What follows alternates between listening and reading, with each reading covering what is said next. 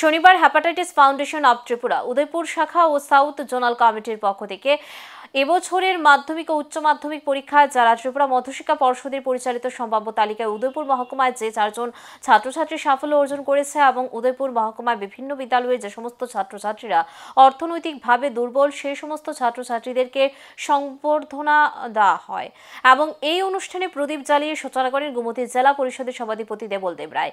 এছাড়া উপস্থিত ছিলেন বিধায়ক Jitendra Majumdar, hepatitis foundation of ত্রিপুরার প্রতিষ্ঠাতা সভাপতি তথা রাজ্যের বিশিষ্ট চিকিৎসক প্রফেসর ডক্টর প্রদীপ ভৌমিক, শিক্ষা দপ্তরের ওএসডি ঝুমা দেব সহ বিভিন্ন বিদ্যালয়ের শিক্ষক শিক্ষিকারা সহ ছাত্রছাত্রী সহ অভিভাবকরা প্রত্যেকে বক্তব্য রাখতে গিয়ে বলেন, আগামী দিনে সব ছাত্রছাত্রীরা যাতে মানুষের মতো মানুষ হয়ে এই রাজ্যের সুনাম অর্জন করতে পারে সেই বার্তা নিয়ে দিয়ে গেলেন অতিথিরা। অনুষ্ঠানে কৃতি ছাত্রছাত্রীদের যেমন সংবর্ধনা দেওয়া হয় তার পাশাপাশি ছাত্র জীবনে অঙ্কন প্রতিযোগিতায় রাষ্ট্রপতি পুরস্কারে ভূষিত হয়েছেন ডক্টর সৌমিক চক্রবর্তী ও দিব্যাঙ্গ ছাত্রী মনীষা সাহা, যিনি এবছর পঞ্চায়েত এক্সিকিউটিভ অফিসার পদে নিযুক্তি পেয়েছেন, তাদেরকেও সংবর্ধনা দেওয়া হয়।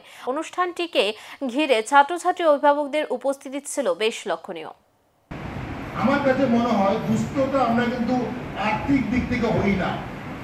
আজকের দিনে 2024 সালে দুস্থতা যদি হয় সেটা আমার মানবিকতায়, আমার মানসিকতায়, আমার চিন্তায় চেতনায় ভাবনায়। যদি কোনো ছাত্র এবং ছাত্রী চিন্তায় চেতনায় ভাবনায় বৃদ্ধ হয়, তার যদি চিন্তা ভাবনা যদি এগিয়ে থাকা হয়, একটু এগিয়ে আজকে যেখানে আমরা দাঁড়িয়ে আছি তার থেকে আমি যদি 6 বছর 10 বছর বা 20 বছর আগে চিন্তা করতে পারি তাহলে আমি দুস্থ হবো কেন? আমি দুস্থ নই।